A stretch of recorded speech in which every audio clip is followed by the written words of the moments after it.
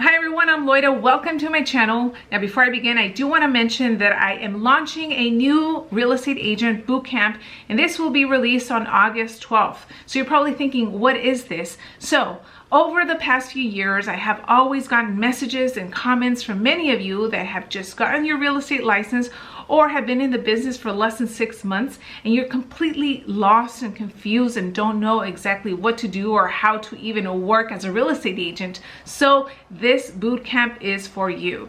In this boot camp, which is over 4 weeks, every single week I will be doing live trainings. Not just that, but I will be going over everything that you need to know to become successful and hit the ground running, especially in the beginning. What I will be covering are communication and sales techniques. I will show you how to set up your business so that you know exactly what to focus on. You will also get some scripts and objection handling. And on top of that, I will also go over how to work with buyers and sellers. If you're interested in joining this bootcamp, make sure you visit my website, loidavelasquez.com/new agent.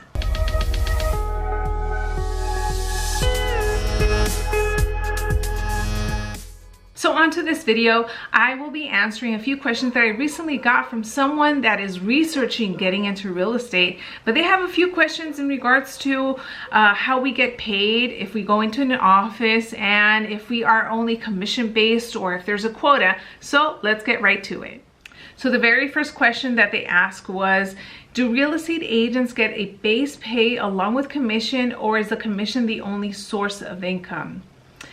So pretty much once you become a real estate agent, you are on your own and you're going to be mostly commission based. There are a few brokerages that do pay a salary. However, I'm not going to speak about those because I don't really know much about them and I don't want to say any names.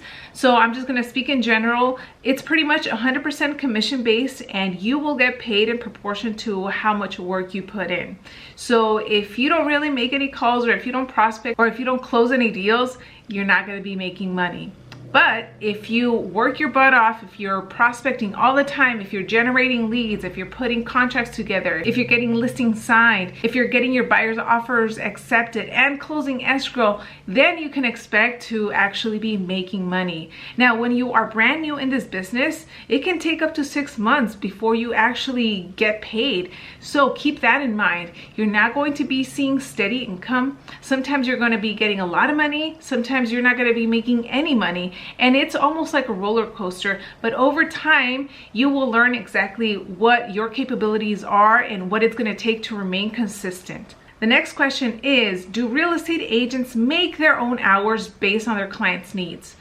So when you become a real estate agent, you have to think of this as being a business, and you are the business owner. So the hours really come down to you. How often do you want to work? How many hours you want to work? Do you want to work an 8 to 5, a 12 to 3? Ultimately, it's going to be up to you, again, to decide what hours you want to work. It doesn't really come down to your clients. The only time that your client's schedule varies and you have to take into account to work around your schedule is if you are working with buyers and showing properties, because you have to be attentive to when they are available to go out and take a look at homes. But just in general, once you become a real estate agent, it is up to you to determine the schedule that you want to work, and if you want to work 12 hours a day, if you want to work 8 hours. But just know, and this is from experience, you will probably work more as a new real estate agent in the beginning when you don't have any business than if you had a regular 9 to 5. Because again, you get paid when a deal closes. You can't expect a paycheck every single month or every 2 weeks. Sometimes it can take 6 months, maybe even more, or it might be less, but you just never know when your next paycheck is going to come. And until you are getting close to the closing table and closing a deal, you're pretty much just working your butt off. So it might feel that some days you're working 12 or 14 hours a day. And for me specifically, I can tell you that even though I am working on my real estate business, sometimes I get so many other ideas of things that I can do to market myself and my team and the brand that it feels like I'm always working, but I personally enjoy it. So when it comes to the hours, that's really going to come down to you, but there is no rule book that says you are going to be working 8 to 5 or 7 to 3 or whatever it is. The next question is there a quota you have to meet with your brokerage each month? So with your brokerage, from what I know, there is no quota. However, if you are on a team or if you are working under someone, they might have a quota that you have to meet. And if you don't meet that, then you will most likely be let go. That's something that we have done for our team, that we set certain amount of listings and buyers and transactions that we want to put under contract. And if someone doesn't meet those expectations, then we have to review exactly what's going on, what needs to be improved, why aren't the deals closing, or why aren't there any transactions happening. But overall, a brokerage is not really going to give you a quota or a number of transactions to close every month or every year.